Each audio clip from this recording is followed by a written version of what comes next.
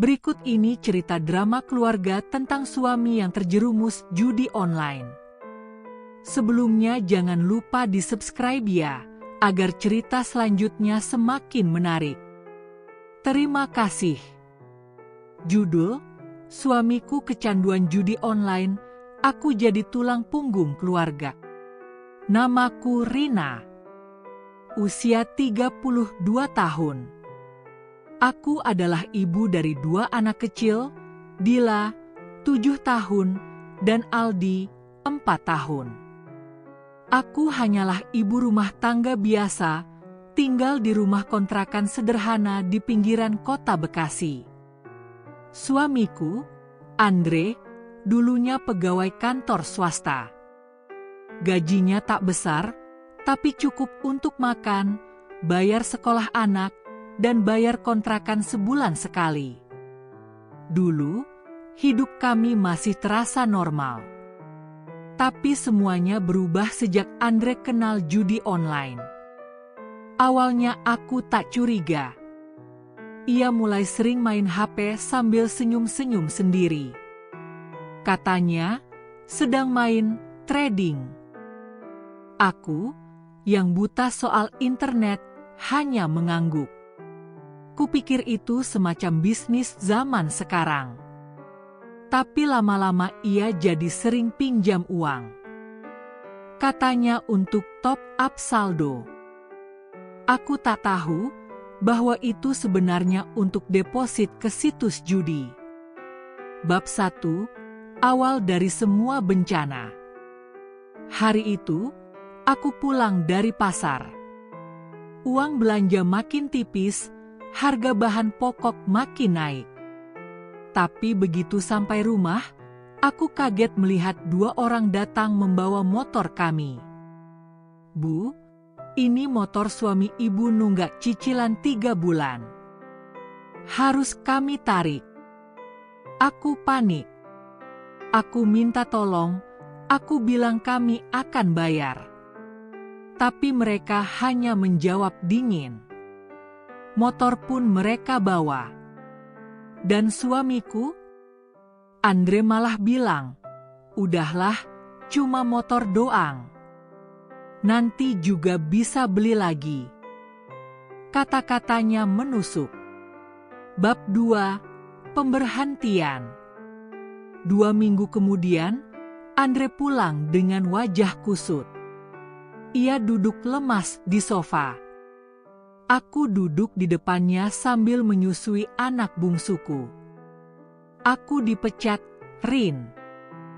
Darahku seolah berhenti mengalir. Apa? Kenapa? Ketahuan transfer uang perusahaan ke rekening pribadi buat judi. Aku menutup mulutku. Tanganku gemetar. Ini bukan mimpi. Ini nyata. Suamiku, ayah dari anak-anakku, terlibat pencurian dan judi. Terus, sekarang kita gimana? Dia diam. Tak menjawab. Bab 3. Derita dimulai. Sejak saat itu, Andre jadi pengangguran.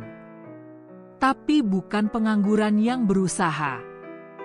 Ia malah makin menjadi-jadi.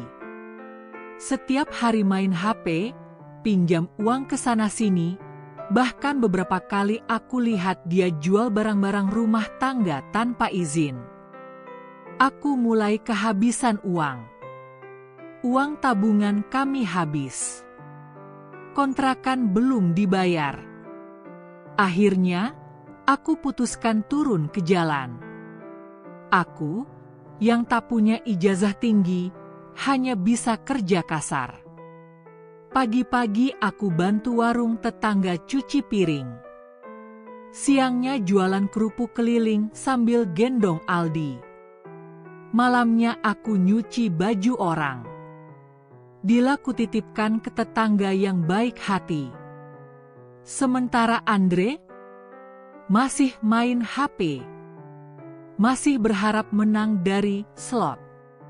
"Bang, tolonglah cari kerja. Anak-anak butuh makan. Aku bisa dapat duit banyak dari sini, Rin. Sekali jackpot bisa 10 juta. Sabar dikit lagi. Tapi hari demi hari berlalu. Jackpot tak pernah datang. Yang ada malah ia makin stres. Makin sering marah, bahkan mulai kasar. Bab 4. Luka di tubuh, luka di hati. Suatu malam, aku pulang kerja dengan tubuh lelah dan keringat mengucur. Aku melihat Andre mengamuk karena aku tak memberinya uang buat deposit lagi. Rin, kasih duit 100.000 aja. 1 kali putaran doang. Bang, kita gak punya uang lagi. Aku bahkan gak beli makan malam buat anak. Braa. Ia melempar piring ke lantai. Pecah. Anak-anakku menangis. Aku memeluk mereka sambil berusaha tetap tenang. Lalu tamparan mendarat di pipiku. Dasar istri gak tahu diri. Aku ini lagi usaha nyari duit. Malam itu, aku tidur dengan lebam di pipi. Tangisku tak bisa dibendung. Tapi demi anak-anak, aku harus kuat. Bab 5. Cahaya dari kegelapan. Seminggu kemudian, aku ditawari kerja sebagai asisten rumah tangga di rumah keluarga kaya. Jam kerjanya dari pagi sampai sore. Mereka baik, makan disediakan, dan upahnya jauh lebih besar dari kerjaanku sebelumnya. Aku terima. Setiap pagi aku bangun jam 4, masak untuk anak-anak, antar Dila ke sekolah, titip Aldi ke tetangga, lalu naik angkot ke rumah majikanku. Aku bekerja sekuat tenaga. Bahkan saat sakit pun tetap datang. Semua demi anak-anakku. Sementara Andre, ia mulai jarang pulang. Rupanya sudah tidur di warnet. Suatu hari, ia datang minta uang. Tapi kali ini aku tegas. Aku gak akan kasih uang lagi buat judi, Bang. Kalau abang masih mau hidup sama kami, abang harus berubah. Aku gak butuh kamu lagi, Rin. Aku bisa cari sendiri. Dan sejak hari itu, Andre pergi. Menghilang. Tak ada kabar. Tak ada kiriman uang. Tak ada rasa bersalah. Bab 6. Aku dan anakku. Setahun sudah berlalu. Aku sekarang bekerja di 2 rumah sekaligus. Dila sudah kelas 2 SD. Aldi makin besar dan ceria. Kami tinggal di kontrakan yang sama, tapi sekarang aku yang bayar sendiri semuanya.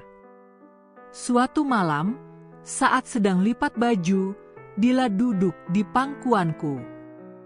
Ibu, ayah kemana ya? Aku diam.